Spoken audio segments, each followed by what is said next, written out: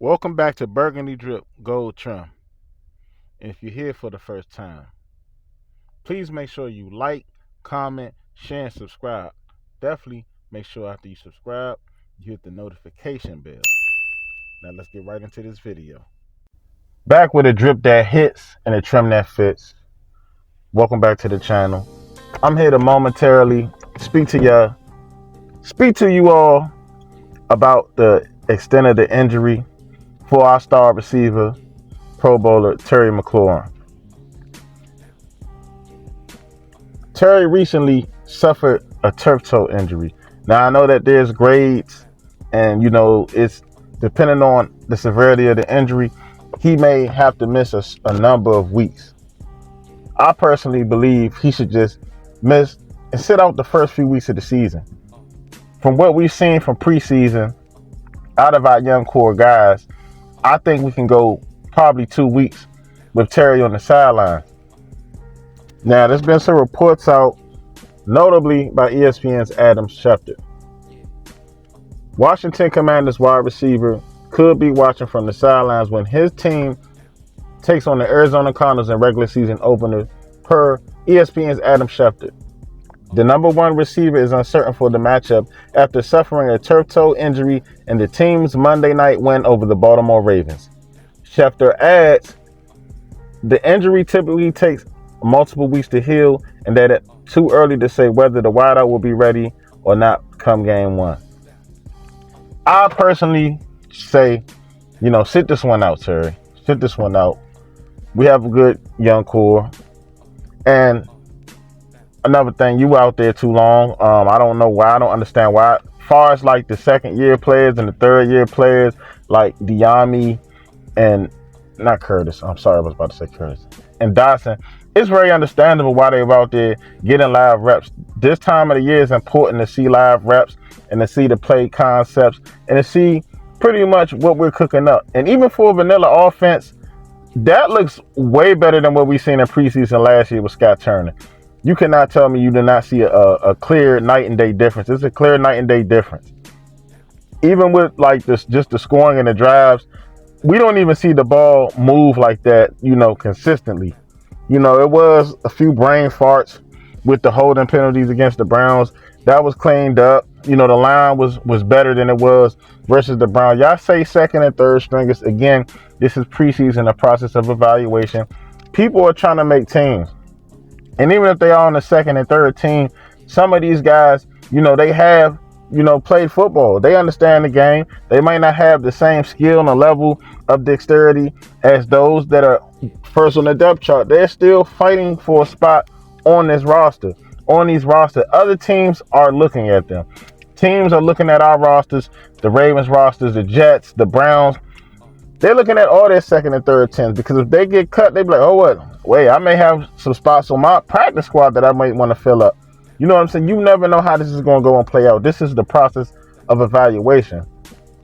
And through this process of evaluation, Jahan Dotson looked like he's coming along well. And I think we can ride off the wave of Jahan Dotson. And, Cole Turner has emerged as well. He's coming up and he's showing something that we didn't see from him last year. And in the preseason, we see what he can do in Bieniemy's offense. I don't know how Logan Thomas, he's feeling. I don't know if he's back to his 2020 form. But I think we can ride off the wave of what we do have already, the pieces around as far as the receiving targets. We have running backs in the backfield who can catch.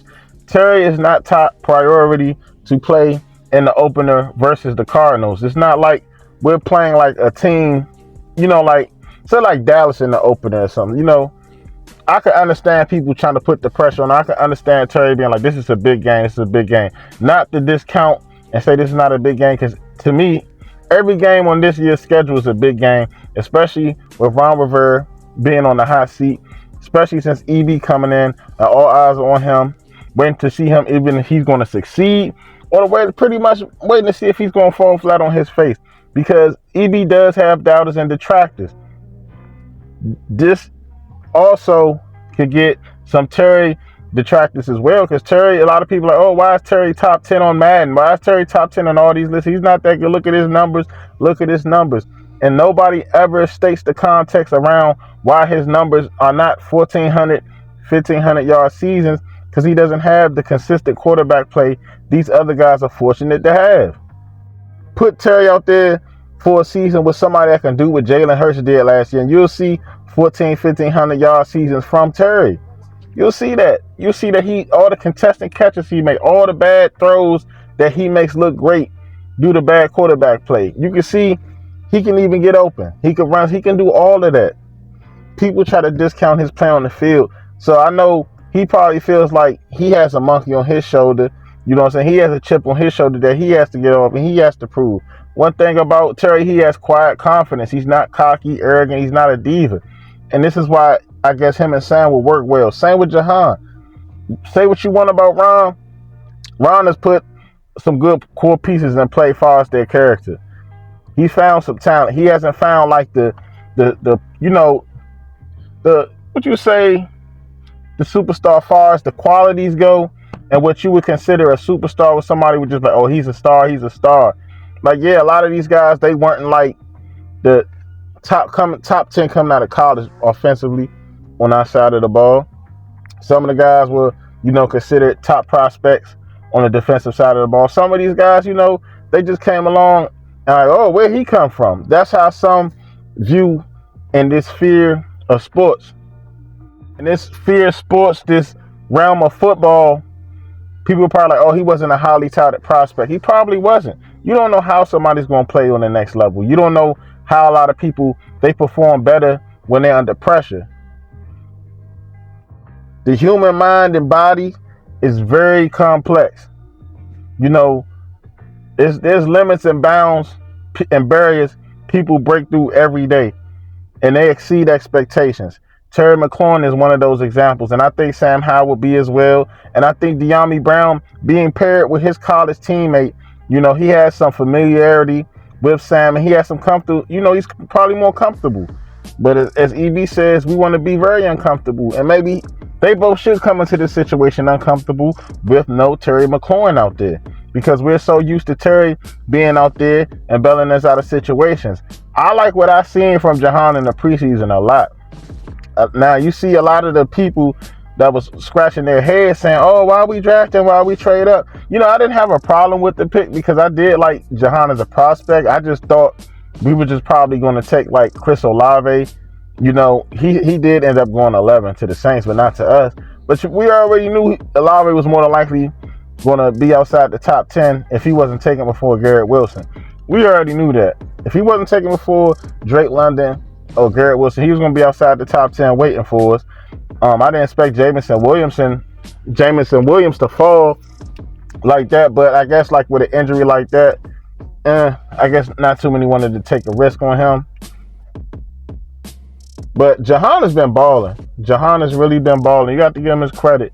And I like how he gets through his zones and spots on the field. He's a great fluid route runner. Like Terry's a good route runner, but you can see like this is like natural for Jahan. Like Jahan is like really precise in his route running.